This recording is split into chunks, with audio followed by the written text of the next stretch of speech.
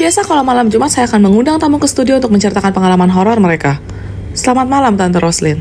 Malam Tifa. Silahkan.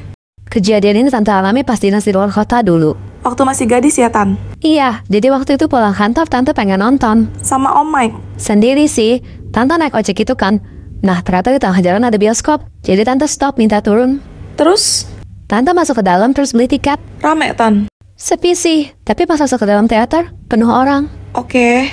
Tengah-tengah film tuh Tante kayak nyium bau asap gitu. Tapi pas lihat kiri kanan, semuanya pada fokus lurus hadap layar. Jadi Tante pikir tuh perasaan Tante aja. Iya. Selesai nonton Tante pulang. Tapi besoknya pas berangkat ke kantor, kan lewat bioskop kemarin itu. Itu gedung kosong, Tifa. Maksudnya? Kayak bangunan tuh yang udah bobrok gitu. Tante tanya sama abang gue cek hunter. Kata abangnya, awalnya itu bioskop yang ramai. Tapi karena kebakaran yang menelan banyak korban, gedung itu ditutup sampai sekarang. Hah? Jadi kemarin Tante nonton di mana? Tolong kami yang terjebak di sini menikmati hiburan yang tak ujung berhenti. Seperti biasa tiap malam Jumat gue bakal ngundang tamu ke studio buat ceritaan pengalaman horor mereka. Selamat malam Juliet. Malam Ceh. Silahkan. Ceh, ingat gak pertama kali aku datang ke sini, aku cerita tentang hantu yang menyerupai teman sebangku aku? Iya ingat. Duh, kok jadi merinding ya? Nah, kemarin waktu aku pulang dari mall jam 11 malam, gak diomelin maju baedah tuh. Tumben malam itu enggak, Ceh. Dia cuma duduk diam di ruang tamu. Matanya lurus ngeliat TV yang gak nyala. Terus, aku panggil dong, Mak. Cuma dia gak nengok. Jadi aku panggil lebih kencang, Mak. Habis itu dia cuma ngelirik dikit, terus bilang, wes mulai, Nduk. Aku ngangguk. Habis itu aku naik ke atas kamar aku deh. Iya, kok mendadak dingin ya? Pas di tangga, aku baru sadar. Sejak kapan logat Mak jadi medok begitu? Akhirnya aku beraniin diri aku buat tengok ke bawah. Tapi ternyata di ruang tamu kosong, gak ada orang. Hah? Aku ngibrit lari masuk ke kamar. Tapi ternyata di dalam, emak aku lagi duduk di atas kasur. Nungguin aku, sambil pegang sapu lidi. Dari horor jadi lucu ya.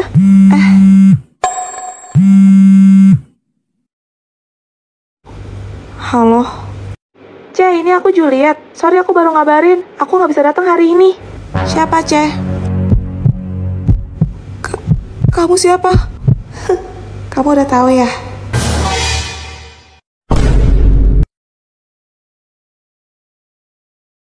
Seperti biasa, tiap malam Jumat gue bakal ngundang tamu ke studio buat ceritain pengalaman horor mereka.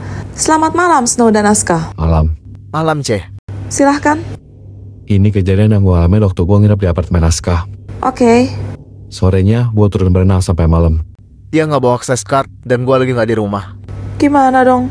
Tapi kebetulan ada yang naik lift ke lantai 15. Unit Aska di lantai 12 kan. Jadi gue pikir, ya udahlah nggak apa-apa cuma turun 2 lantai ini. Hah? 15 ke 12? 3 lantai dong? Kan nggak ada lantai 13. Oh iya, beberapa gedung kadang nggak ada lantai 4 sama lantai 13-nya. Gue turun lewat tangga darurat. Pas buka pintu, di temboknya ada tulisan 15. Habis itu gue lanjut turun, gak berapa lama gue ngeliat ada cowok berdiri hadap tembok. Tepat di atasnya tulisan angka 14. Lah, ngapain dia? Gak tahu soalnya posisinya menggungin gue gitu kan. Jadi gue cuma sambil lewatin dia gitu aja. Terus? Singkat cerita sampailah gue di lantai 12. Gak pakai lama si Aska pulang. Terus gue cerita soal cowok aneh di lantai 14 tadi. Tapi Aska malah mendadak pucat. Kenapa? Soalnya di apartemenku nggak ada lantai 14. Maksudnya? Lantai 4, 13, sama 14 di tempatku tuh nggak ada, Ceh. Kalau dari lantai 15 langsung turun ke lantai 12. Hah? Jadi, tadi Snow lewat? Sedikit saja kau lengah, aku akan membawamu masuk ke dalam duniaku. Seperti biasa, tiap malam Jumat gue bakal ngundang tamu ke studio buat ceritaan pengalaman horor mereka. Selamat malam, Bung Fian. Malam, Ceh. Silahkan. Kejadian ini gue alami waktu gue kuliah semester 2. Masih maba ya? Nah, karena gue jurusan IT, ceweknya tuh langka banget. Di kelas gue cuma ada satu cewek, kita sebut aja E. Oke. Si E tuh udah cantik, baik, pinter, top markotop deh. Wih, spek bidadari ya? Yoi, sore itu habis kelas gue mau pulang. Tiba-tiba si E nyamperin gue di parkiran, Ceh.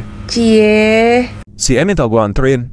Ya, karena udah mau maghrib dan hitung-hitung PDKT, ya udah, gas lah. Hah? Tapi sepanjang perjalanan, si E nggak banyak ngomong. Raut mukanya kayak lagi ada masalah gitu.